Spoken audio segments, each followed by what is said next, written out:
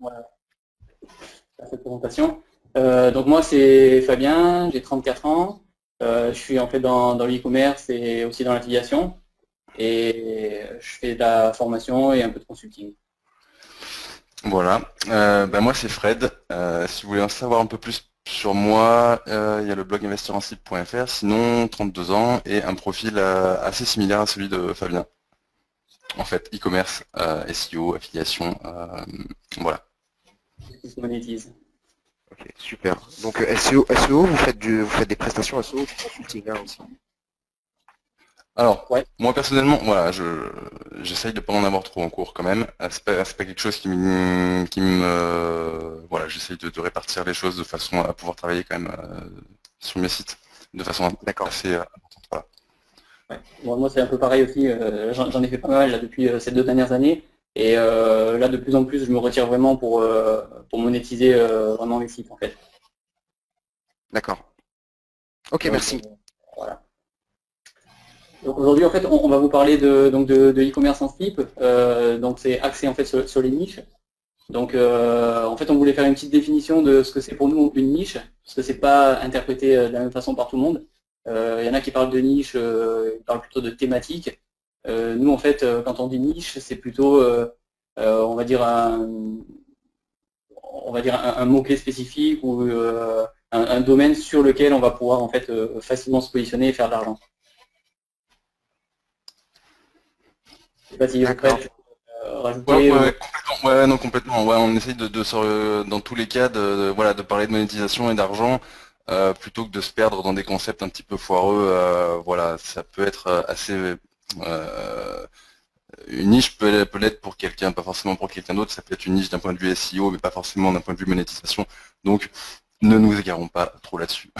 ou une niche rentable et évaluer son potentiel. Donc on va commencer par là. Alors, quand on cherche une niche à monétiser sur Internet, le premier truc, c'est qu'il faut essayer d'être à l'affût, en fait. Voilà, au quotidien, quand on regarde la télé, quand on lit des journaux ou quoi que ce soit, voilà, il faut être à l'affût, c'est un petit peu ça finalement la règle à suivre. Donc par exemple, quand on regarde la télé, on tombe sur une émission qui s'adresse aux ménagères, du type comment ça va bien. On voit un produit, voilà, qui semble sortir un petit peu du lot. Il y a un journaliste qui va en parler, qui a fait le travail pour vous, qui a étudié ce qui fait le buzz actuellement.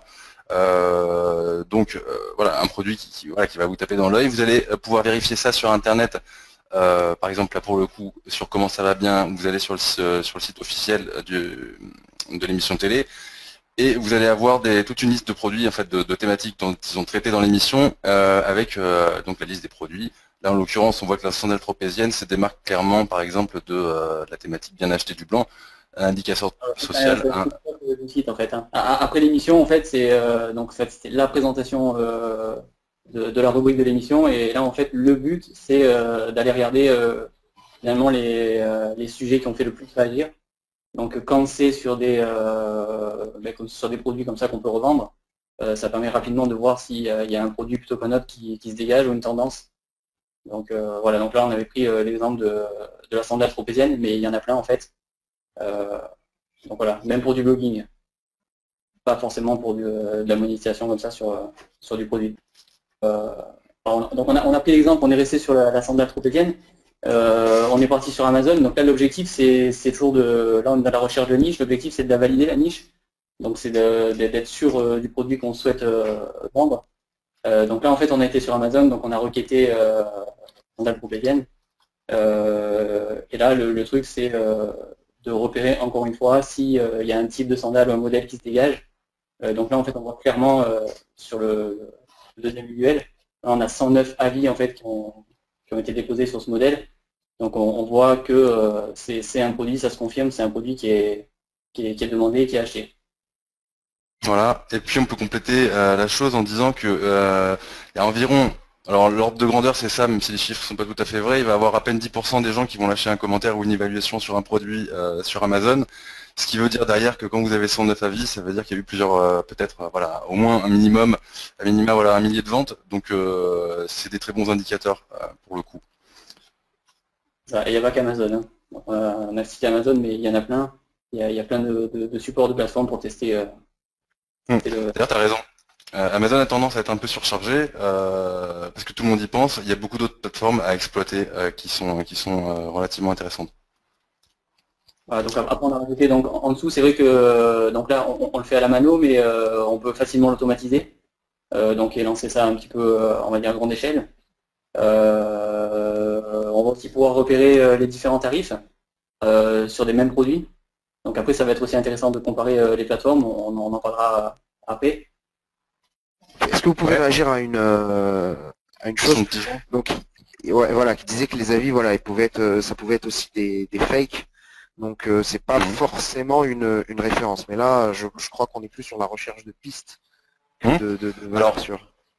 Je rebondirai là-dessus. À un moment donné, si tu veux, tu peux pas voir le monde en noir ou en blanc. Il y a forcément des éléments, des tendances qui se vérifient quand même.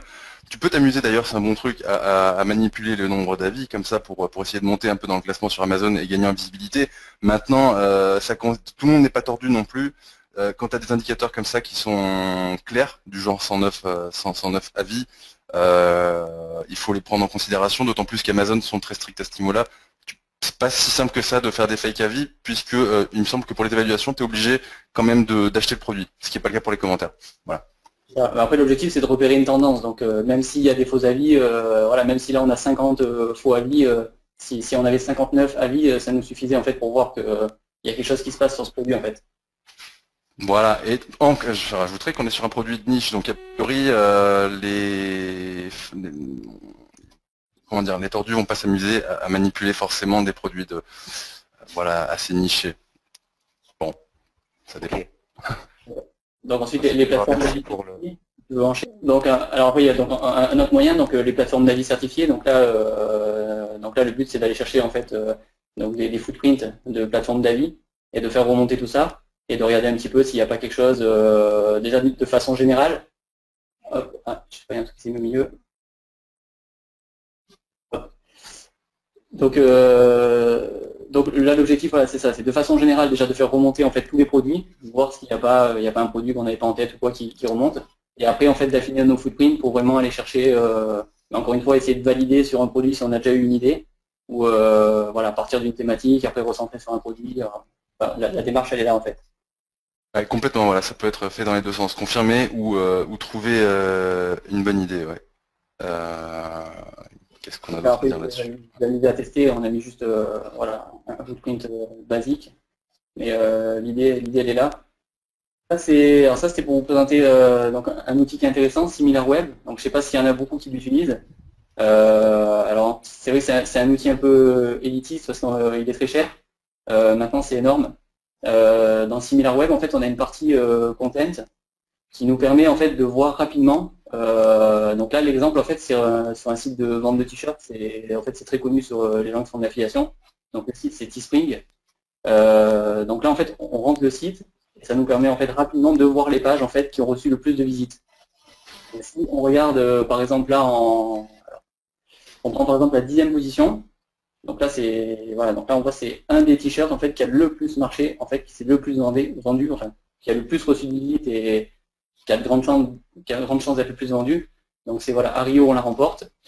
Donc c'est super intéressant, ça marche quasiment sur tous les sites. Alors si c'est un très petit site, forcément ils n'auront pas trop de données. Mais en tout cas voilà, c'est très puissant.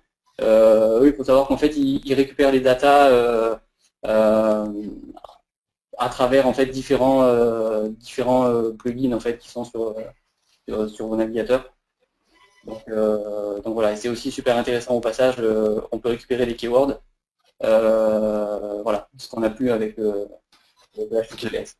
On peut aussi dire que cet outil-là permet d'extraire une niche à travers ce qui n'en est pas vraiment une, notamment les t-shirts. Enfin voilà, si demain vous voulez vous lancer sur les t-shirts, c'est vraiment la fausse bonne idée, sauf si voilà, vous segmentez vraiment la thématique sur quelque chose de très pointu. Voilà, donc on passe de quelque chose qui n'est pas une niche à finalement à quelque chose qui peut être une niche du style les t-shirts voilà, qui traitent de Rio. Et donc là en fait beaucoup plus accessible, on a fait la même chose avec Ahref. Donc Ahref partout, pareil, il y a une partie pour analyser le contenu. Donc là pareil, vous rentrez le nom du site et de suite là ça remonte. Donc tous les partages Twitter, Facebook, le nombre de backlinks que reçoit la page. Donc là, encore une fois, il y a moyen vraiment de relever une tendance. Pareil, vous pouvez trier par date. Donc, ce qu'on a fait ensuite pour revenir sur notre idée de départ de la sandale. Donc là, en fait, on a filtré par date. Donc si on prend les dernières sandales en fait qui ont été ajoutées sur le site donc Sarenza, donc on voit le 17 juillet en fait il y a eu ce produit. On voit 36 partages Facebook. On voit que ça a bougé un petit peu. Et si on va vérifier ensuite sur le site, ça a bien fait un carton. C'est épuisé. Il y a 61 avis. Donc c'est un produit qui a marché. Voilà, en gros, voilà, c'est la sandale qu'il fallait vendre cet été si vous voulez vendre de la sandale. On arrive rapidement en fait à repérer les tendances et c'est un outil qui est intéressant et plus accessible que SimilarWeb. Ouais. Alors, je pense à un truc en plus sur les sandales, du coup, voilà, pour parler vraiment SEO. Ce qui est intéressant sur les produits, vraiment, si vous êtes un peu des dingues du backlink, vous pouvez ranker finalement de face à vraiment un court terme et puis ramasser, même si vous tombez au mois de septembre, c'est pas très grave. Alors, analyser les best-sellers de la thématique. Donc il y a quelque chose qui est intéressant en exploitant, on va dire, les CMS du type comme PrestaShop qui sont utilisés par la plupart des e-commerçants, c'est d'extraire une empreinte qui va vous permettre de récolter tout ce qui est best-seller en fait. À travers une empreinte qui est illustrée en bas de page, vous pouvez remonter tout ce qui est meilleure vente et du coup avoir une idée ou confirmer le produit qui marche le mieux sur une thématique. On aurait pu rajouter derrière l'empreinte, bon, c'est ce qu'on a fait, sandales, et extraire les meilleures chaussures. Donc c'est assez sympa, ne pas hésiter à multiplier le nombre de CMS, c'est important, il y en a beaucoup, il n'y a pas que PrestaShop. PrestaShop comporte plusieurs versions, donc les empreintes ne sont pas forcément les mêmes. L'empreinte qu'on a mise est vraiment assez générique, il y a beaucoup plus fin que ça. Voilà. Ouais, l'idée elle est là, quoi. Ensuite, donc ça aussi c'est pas mal, une fois qu'on a repéré la niche. Donc là on va aller sur les sites de nos concurrents, les sites qui vendent déjà ce produit. Alors important c'est vraiment de choisir un site monoproduit, monothématique, parce que sinon ça va pas marcher. Donc vous faites une commande, donc un virement bancaire, ça vous coûtera rien. Vous faites ça en début de mois, 7 jours après vous réitérez l'opération. Et vous faites la différence en fait entre le numéro de la confirmation de commande et vous allez voir un petit peu ce qui s'est passé pendant ce laps de temps. Donc l'idéal c'est de renouveler l'opération 3 ou 4 fois parce qu'on sait que sur un e-commerce les milieux de mois ne sont pas les mêmes que les débuts ou les fins de mois. Donc voilà, il y aura une saisonnalité aussi, donc l'idéal c'est de reproduire ça plusieurs fois. Et pas hésiter à automatiser la tâche si vous êtes un peu feignant. Voilà, via Zenoposter, c'est des choses qui se font assez bien. Sur certaines versions de PrestaShop, notamment les plus récentes, l'astuce n'est pas viable, puisque il me semble que les numéros de bon de commande en fait se succèdent pas vraiment dans un ordre logique. Par contre, voilà, vous les avez encore une fois, voilà, multiplier vraiment les CMS. Là, on a parlé de PrestaShop et de Telia, mais Oxatis est sensible à ça et tout un tas de CMS en fait. Hein. On a Jérémy qui demande est-ce qu'après on annule les commandes ou pas? Non, tu t'en fous. Tu mets un fake mail, c'est ça. De toute façon, le e-commerçant derrière il n'est pas bête, hein, il n'envoie pas il n'envoie pas la commande avant d'avoir reçu le paiement. Donc on y va vraiment en mode sous-marin quoi. Ça c'est pas une préoccupation à avoir. Ouais. Il y a aussi Madine qui demandait qui mange des chips. Je sais pas si c'est. Ah. C'est pas moi. Voilà, en tout cas celui qui mange des chips, il peut couper son. Son micro serait cool. J'aurais pu m'en passer.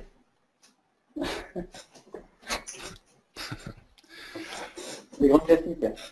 Alors pour repérer les mots-clés à fort potentiel. Voilà, c'est vraiment c'était pour citer en fait les outils de base que tout le monde connaît. Mais bon, ils sont là, ils existent, ils servent. Donc voilà, on a Edward, SEO Cockpit, Market Samurai, Yoda Inside. C'est des outils qui vont bien. Moi perso j'aime bien Yoda Inside, rapport qualité-prix, franchement je trouve que c'est terrible. Alors après on est que sur du français, donc ça dépend le marché que vous attaquez. Voilà, et après off-site, voilà, on les connaît tous, donc Majestic, CMWatch. Mais c'est Insight, non? C'est possible. Insight. Ouais. Bon, c'est Hyundai Inside aussi. Hein. Mais le nom du produit, c'est Insight. Donc, quelqu'un le rappelait sur le chat. Merci. Ok. Ouais, mais merci de nous avoir fait passer pour des abrutis. mais, mais sinon, c'est des, ouais, comme disait Fabien, c'est des très bons tools. Voilà, on a essayé d'être un peu alternatif pour la conf, mais c'est la base, elle est là. Et pas oublier que il y a une petite partie, on va dire, d'instinct entre guillemets à la base pour trouver les bonnes idées de niche quand même. Il faut être à l'affût. Les outils derrière font que confirmer les tendances. Ouais, c'est ça.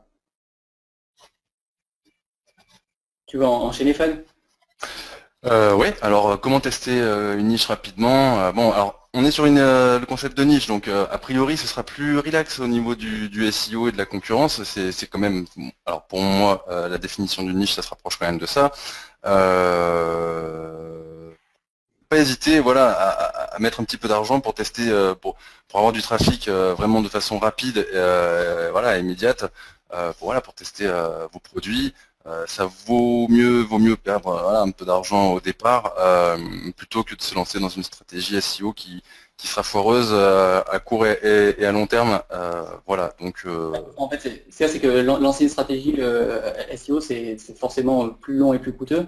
En plus de ça, des fois, on peut vraiment se tromper parce on est sur des top keywords, on est quasiment sûr, comme ça à première vue, que ça va convertir.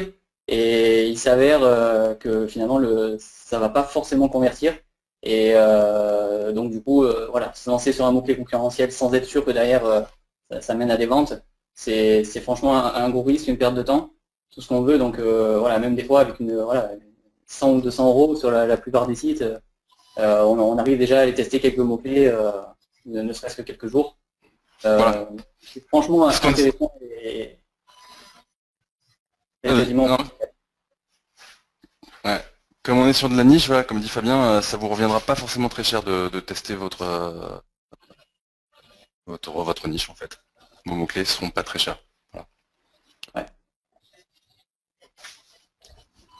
La mise en place et optimisation, donc là on passe, voilà, une fois qu'on a trouvé notre niche, qu'on l'a validée par divers moyens, bon, il y a d'autres moyens en fait, hein, on ne peut pas passer sur tout, mais bon, l'idée c'est ça quoi. En tout cas là il y a les grandes lignes. Donc après on passe à la mise en place et l'optimisation. Donc là en fait on est face à un dilemme oui et non, c'est savoir ce qu'on va faire. Si on monte notre site e-commerce immédiatement, ou on décide de tester encore une fois le produit, ou de ne vendre que sur des places de marché, c'est aussi possible, il y a des gens qui vendent que sur des places de marché, c'est pas impossible. On a une petite question, Fabien, si tu veux bien. C'est combien de clics AdWords pour avoir un signal, enfin quelque chose de significatif en termes de taux de conversion? Bah, en fait, je pense que on va dire un millier de clics. Après, ça n'a pas trop de sens dans le sens où ça dépend de ton ROI, enfin comment dire, de ta marge, ça dépend de plein de choses. Le taux de click AdWords, en fait, c'est plutôt comment tu vas vendre derrière ton produit, est-ce que ta page de vente sera validée du coup par ce fait, etc. C'est ça? Ouais, non, en fait, je voulais savoir si, pour tester un mot-clé, pour combien tu regardes le taux de conversion en fait sur combien de clics pour te dire ouais ok je peux y aller, ou non bah non là cette conversion là c'est peut-être un coup de bol, donc à ce niveau là je sais pas si vous avez des règles. Bah, c'est sûr qu'il faut un certain volume pour que ce soit cohérent. Maintenant, de toute façon, pour faire voilà, par rapport à Edward, très franchement, sur tous les e-commerce que j'ai eu, Edward, ça a toujours été complémentaire et on va dire positif au niveau des conversions. C'est-à-dire que quand on affiche dans les 3 premiers résultats Edward et que derrière en fait on a notre site, même s'il rank dans les 3 premiers, il s'avère en fait qu'on a des meilleures conversions derrière. Donc, je parlais juste pour la phase de test en fait. Oui. Non, mais ce que je veux dire, c'est qu'en fait, finalement, c'est jamais perdu et que la campagne AdWords risque de se prolonger après en parallèle au SEO. Après, je comprends la question, mais ça dépend un petit peu ça dépend du budget qu'on a pour tester. Ça va dépendre aussi du CPC. Donc voilà.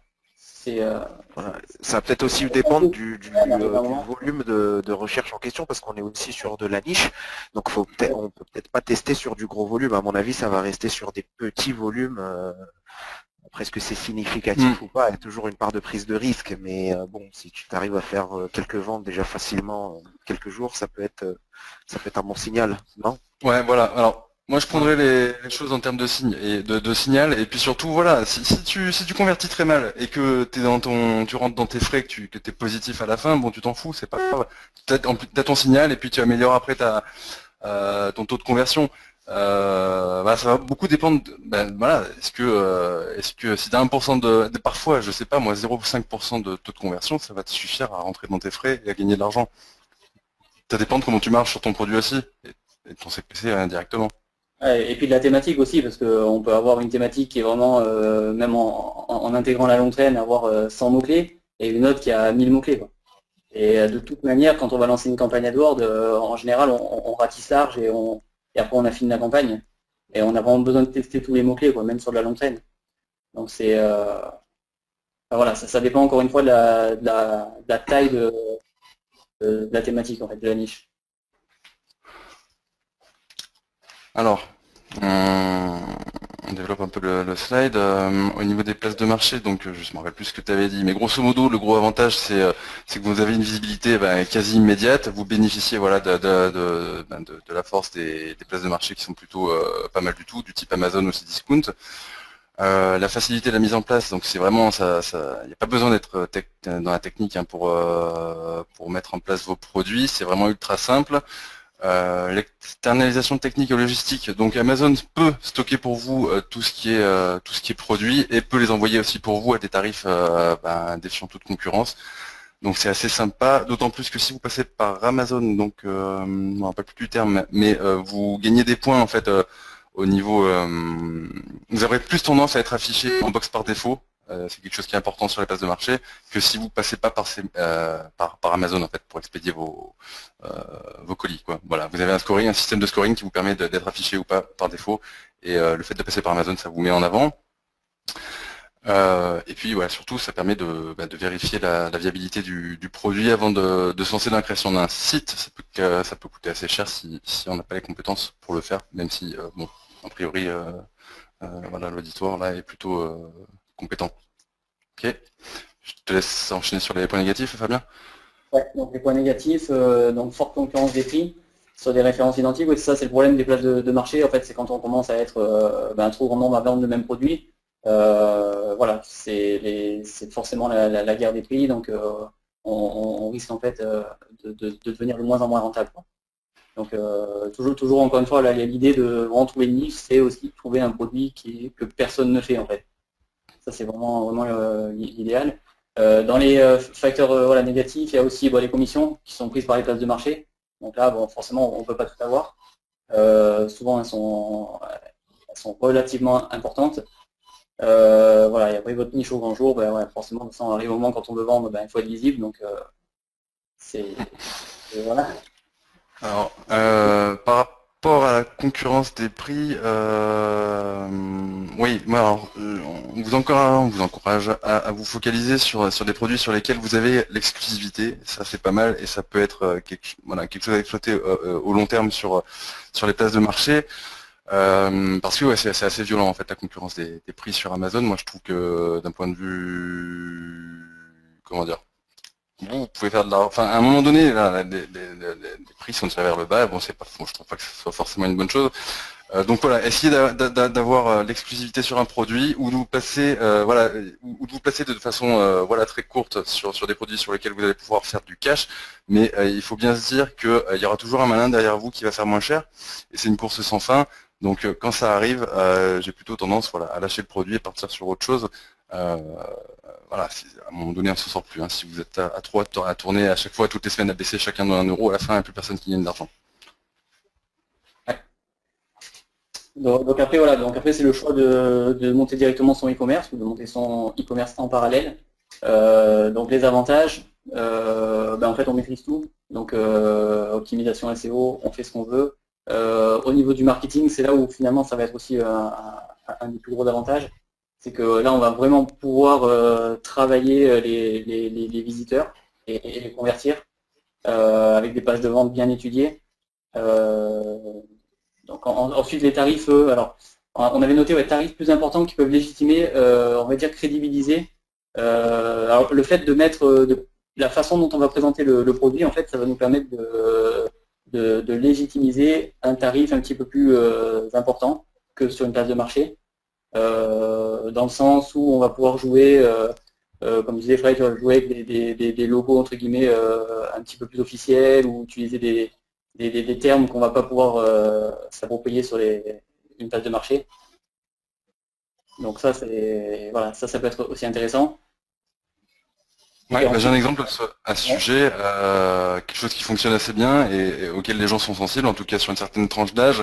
C'est moi j'ai un concurrent qui vend un produit 2 fois moins cher que moi. Sur mon site internet, ce que je vais placer, c'est une pastille indiquant garantie sans contrefaçon ou un produit officiel garanti.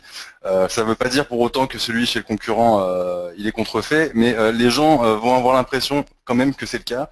Et donc accepter de payer plus cher un produit qui finalement est le même. Voilà. C'est ça. Et en plus, encore bien plus sur les produits certifié en slip. Voilà, en slip. Je te laisse enchaîner les points négatifs, si tu veux. Oui, alors j'aurais juste voulu revenir vite fait sur les places de marché. Il y a 3 choses qu'on aurait pu dire, c'est que vous pouvez faire, alors pour ceux qui sont un peu tordus, vous pouvez faire de la négative SEO qui fonctionne plutôt de façon très efficace. Si jamais vous avez quelqu'un qui vient de lancer un site internet, que vous sentez que ça fonctionne bien et que vous avez envie de vous placer dessus, vous pouvez aller sur les plateformes, sur les places de marché et alors c'est pas très, voilà, ça se discute d'un point de vue éthique. Moi j'aime pas trop, mais ça se médite. Vous pouvez copier-coller son contenu de façon intégrale. Son site va sauter, le vôtre va rester, le gars va se plaindre aux places de marché et ils en ont rien à secouer. Du coup, ils auront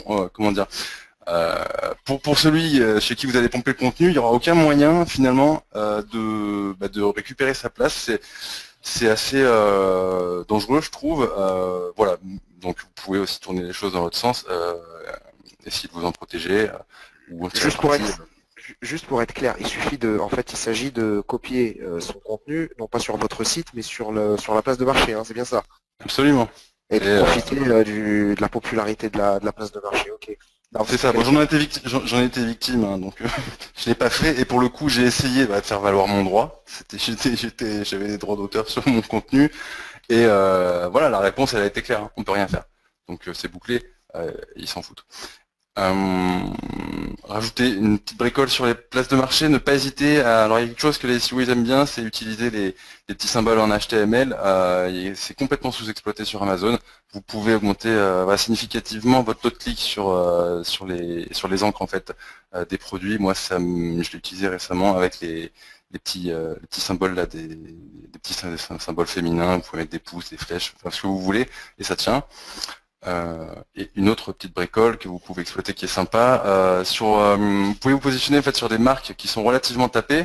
Par exemple, je prends une marque X qui vend 5 produits et qui est vraiment beaucoup recherchée sur Amazon. Donc au niveau de la ligne la ligne de flottaison, je sais pas comment ça s'appelle là, elle va pas il y a 5 produits, donc ça remplit pas complètement la page. Si demain vous sortez un produit qui est à peu près dans la même thématique que lui, et que dans votre fiche produit vous mettez le mot au niveau des keywords, le nom de sa marque, ça va vous permettre de ressortir sur sa marque en fait, qui va être beaucoup tapé. Et voilà, vous avez un produit de la même thématique. Vous pouvez gagner en visibilité vraiment facilement en fait, en cannibalisant finalement un peu la marque qui est recherchée. Je sais pas si j'ai été clair. Pas trop. Ouais, très clair. Si, c'est bon. Merci Fabien. C'est une question. Il n'y a pas de question, donc c'est bon. Ouais, Moi j'ai une doit être ça. question, je sais pas si vous m'entendez. Ouais. Oui. Impeccable. Les concurrents ils peuvent pas nous attaquer juridiquement si on fait ça? Alors, tu ressors d'un point de vue visuel, par contre, les keywords, personne ne voit que tu les as remplis. C'est quelque chose qui est complètement transparent pour l'internaute. Donc, non. Mots-clés de recherche, quoi. Les tags, quoi. C'est ça. Ah d'accord, je croyais qu'on le mettait dans le titre carrément, quoi. Non, dans le titre, non. Tu peux t'amuser à le faire, mais effectivement, là, d'un point de vue juridique, je sais pas si c'est un peu plus délicat, peut-être. Hein. Ah ouais, d'accord. Ok, merci. Alors, Ensuite, ouais, stock ou pas stock. alors, tu veux que j'enchaîne ou Si tu veux, alors, le stock, moi j'y vais. Écoute, stock, pourquoi passer par un stock? Bon, bah forcément, vous allez faire des plus fortes marges. Vous aurez la maîtrise logistique, voilà, ça semble évident. Et vous pourrez proposer un large choix de transporteurs.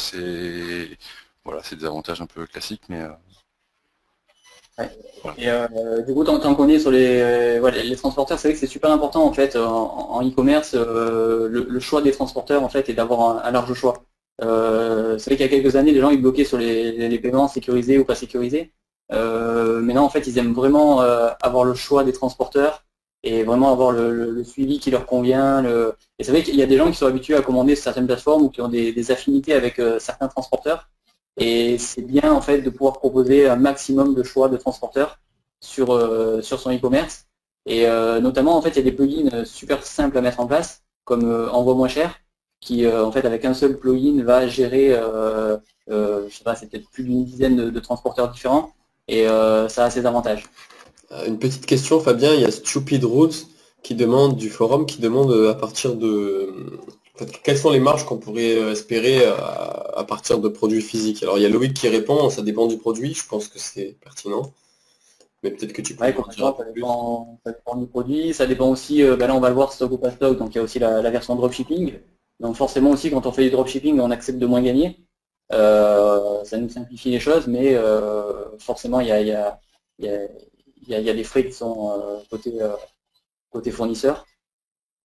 Donc oui, ça dépend vraiment du produit et il n'y a pas vraiment de règles.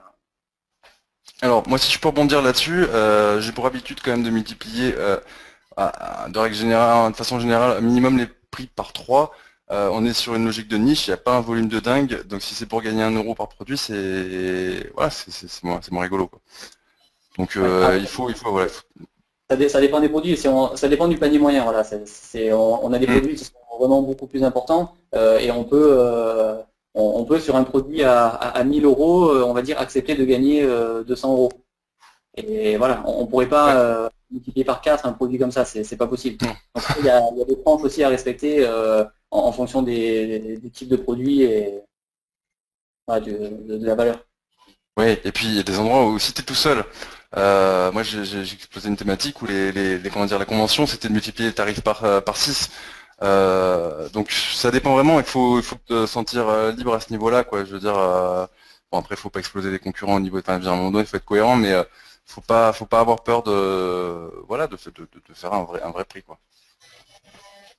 Ouais, c'est sûr que ça peut être. En fait, l'erreur à pas faire dans le e-commerce, c'est vouloir vendre à tout prix. C'est souvent l'erreur que tout le monde fait quand on démarre. Et en fait, on s'aperçoit vite que on va dans le mur. Donc voilà, il faut vendre au bon prix et être rentable. Ça, c'est super important en fait à garder ça en tête et pas s'affoler dès les premières ventes, à se dire je me lance sur du discount, je me mets moins cher que tous mes concurrents sans réfléchir pour pouvoir passer des ventes dans les back-office, quoi. Ça, Ouais, c'est et d'autant vraiment. plus, t'as raison, c'est pas parce que tu vas vendre moins cher que tu vas vendre plus, hein. Ça c'est quelque chose qui se vérifie. Ouais. Parce qu'on vend plus qu'on gagne plus. Donc en fait, Alors, attention à avoir le bon prix, quoi. attends, t'as zappé un truc vite fait, ce qu'on peut dire, si les gens veulent se lancer en mode stock, ça peut poser pas mal de problèmes, voilà, si vous n'avez pas la place chez vous. D'ailleurs, n'hésitez pas à travailler en mode voilà, freestyle, hein, au début, on peut stocker ses produits voilà, hein, chez soi. Il y a Shurgart qui permet de stocker ses produits voilà, c'est pas très cher. Voilà, pensez bien à Amazon aussi qui permet de stocker les produits et de gérer l'expédition même si vous n'êtes pas sur la place de marché. Donc ça c'est plutôt intéressant et c'est pas très connu. Euh, Ok. Tac. Ouais, après, donc voilà, enfin, c'est vrai qu'on n'a pas parlé du Ah oui, dropshipping, c'est mais vrai. bon, Ouais. voilà, le dropshipping, il n'y a pas de logistique, là c'est vraiment facilité. On a besoin juste de notre ordinateur. Aucun risque parce que forcément on n'a pas acheté le produit au préalable. Euh, et les points négatifs, alors voilà, c'est difficulté pour trouver un fournisseur. Alors c'est vrai qu'il y a des plateformes pour ça, il y en a quelques-unes, c'est vrai que c'est c'est pas énormément démocratisé, mais par contre, en tout cas pour ma part, et c'est pas là-dessus en fait où j'ai trouvé des produits à vendre, parce que du coup, ben voilà, comme on disait au début, le but d'un produit de niche, c'est à la base qu'il soit vendu par le moins de personnes possible. Et c'est vrai que dès qu'on va chercher comme ça sur des plateformes, du coup, voilà, c'est la facilité, donc il y a tout le monde.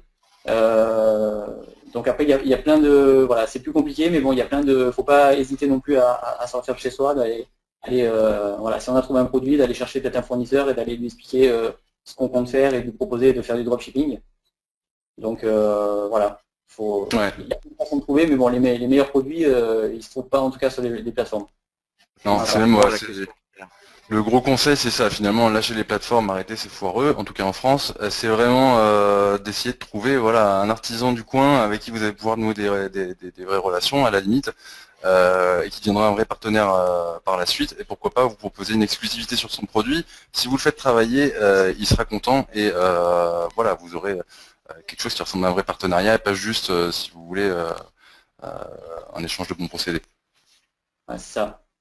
Voilà, n'hésitez pas à téléphoner aussi. Voilà, les marches plus faibles. Voilà, contacter les gens directement. Les mails, ouais. C'est assez mauvais, quoi. Hein. C'est bon pour moi. Bien.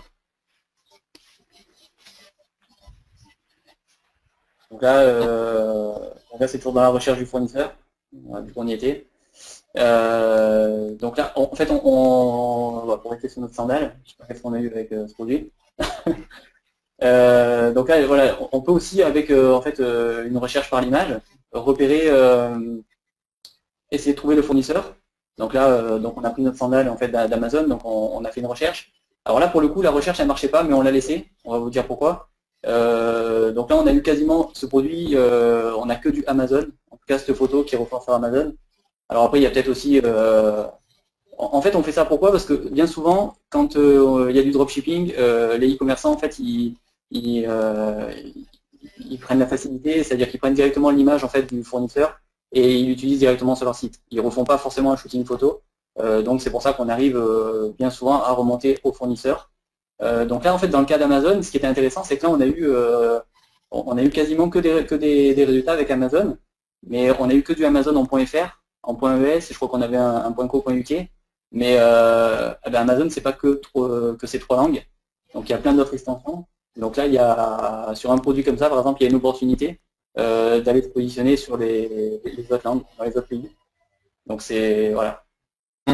Alors, pour rebondir sur Amazon, il faut savoir quelque chose, c'est que quand vous sous-traitez l'expédition pour Amazon, vous pouvez, ils s'occupent d'expédier dans toute l'Europe à des tarifs intéressants. Donc vous pouvez toucher toute l'Europe d'une façon logistique en tout cas, en passant qu'à travers Amazon. Ça c'est le premier point. Et deuxième point, si vous mettez vos produits sur la plateforme française, vous pouvez, il y a une fonctionnalité qui permet en fait d'exporter tous ces produits de façon automatique sur toutes les autres plateformes. Et donc ça peut faire, voilà, c'est assez intéressant. Ah, du coup, pour moi. C'est bon. Ah oui, on peut rajouter un truc. Si vous repérez voilà, comme dit là qui était sous-exploité, mais si vous repérez le produit sur Amazon, c'est un produit qui cartonne et qu'il est absent de Price Minister, ses discounts, etc. C'est des opportunités à saisir. Voilà. Ah, exact. Échange de liens en masse. Vas-y, Fred. Alors, donc c'est un petit peu démodé les échanges de liens. Pourtant moi c'est quelque chose que j'aime toujours, surtout quand c'est fait de façon indolore. Il y a des plateformes qui existent qui répertorient tous les gens qui sont susceptibles de vouloir faire des échanges de liens. Donc là on en a pris une, ça s'appelle Tooling2.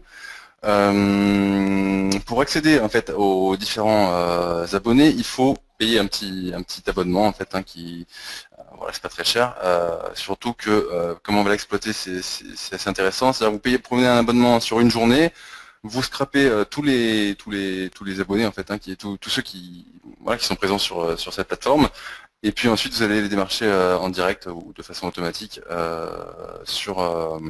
pour leur proposer des échanges de liens. Voilà, ça peut, voilà, en une salve, vous pouvez avoir des résultats assez sympas, et n'hésitez pas à privilégier quand même les liens croisés, c'est quand même mieux. Et thématisé. Et thématisé, t'as raison. Ouais, c'est vrai. Donc après, ouais, échange de liens en masse, ouais, ça c'est voilà. Donc la méthode 2, donc là on y va par les footprints.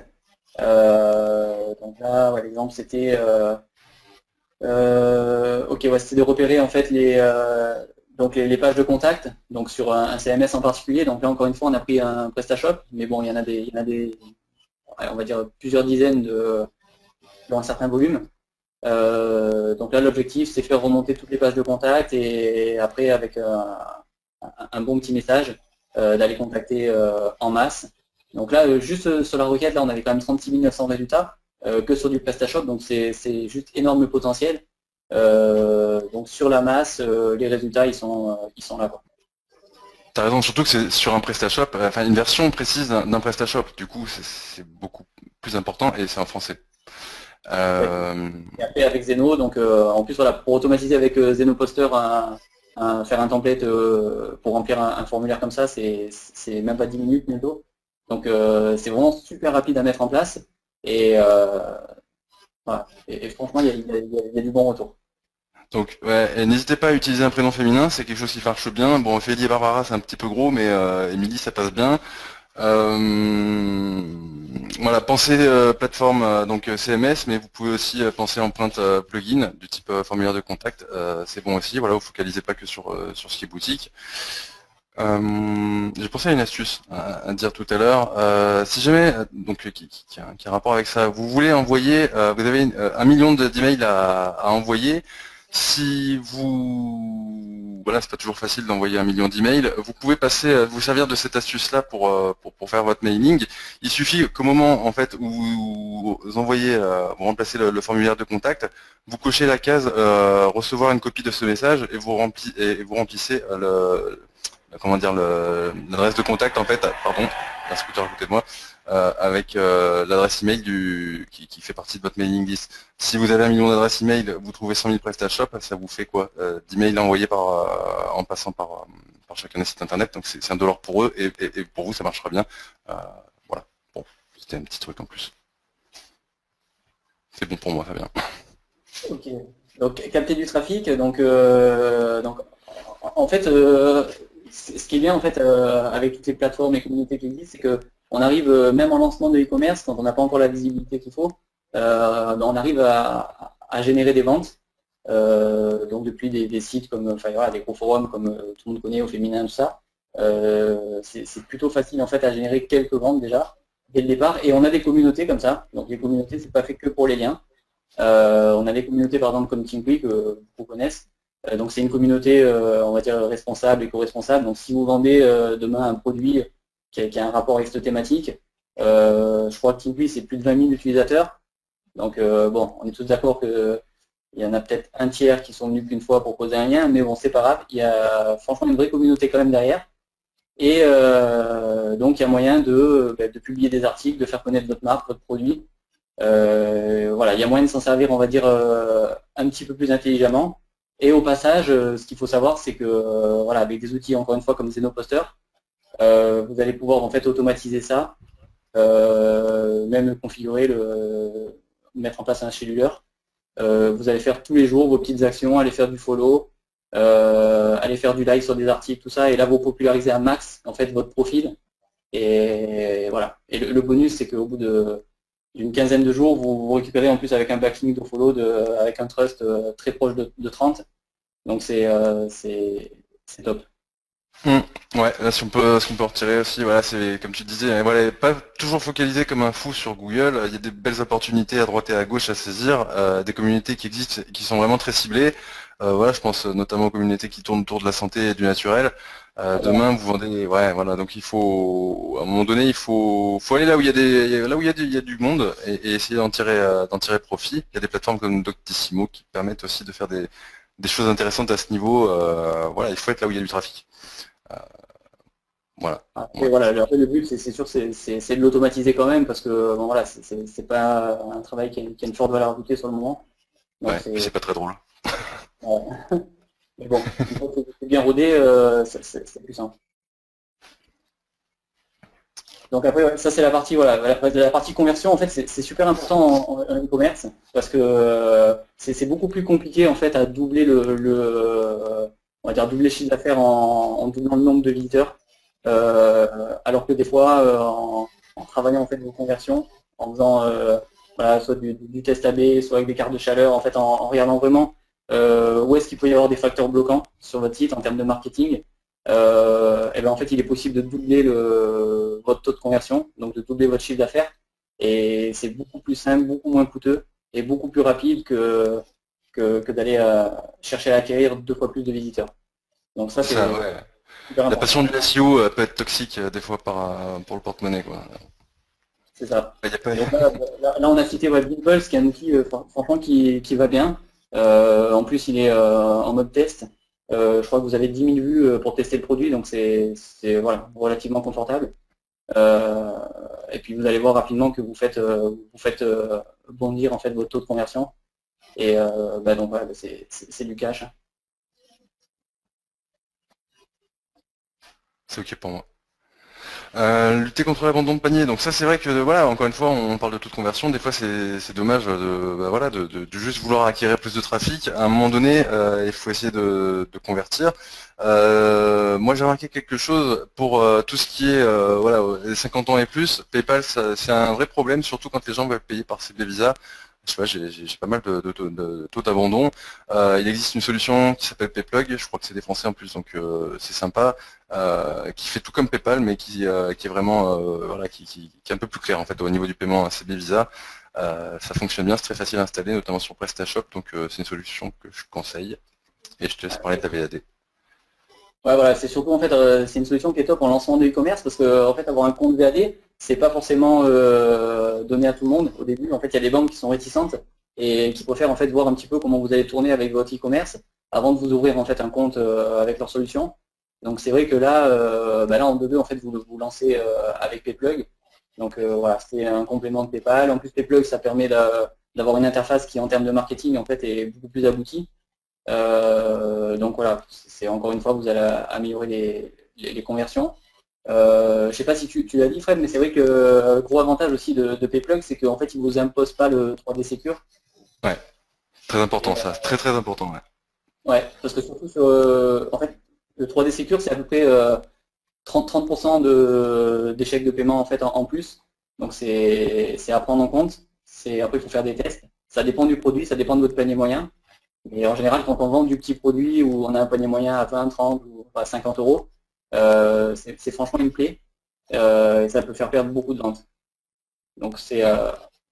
Alors, il y a des banques qui permettent de ne pas avoir le 3D Secure obligatoire. C'est pas le cas apparemment de la Marseillaise Crédit Marseillais, hein, c'est ça. Et la Banque Populaire, par contre, je sais que LCL te permet de faire sauter cette. Par contre, ça un problème, c'est pour ta pomme, hein, mais tu peux faire sauter cette 3D Secure. Voilà, à voir.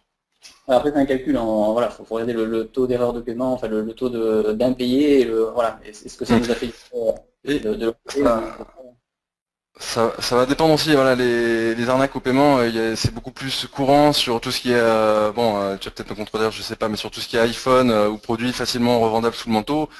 Si demain vous vendez des couches lavables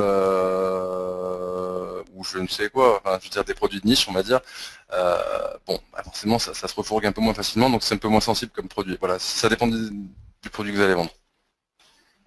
Je voyais passer dans le chat, là, il y a B2B aussi. Je connais pas trop, mais effectivement, c'est une solution aussi dans le même style. Ouais, complètement. Après, voilà, tant que tu as ton... Alors là, en fait, on vous avait repris donc en fait un exemple de ice tracking. Donc ouais, ça vient du blog Kissmetrics. Donc en fait, c'est super intéressant. Là, encore une fois, pour le travail de landing page.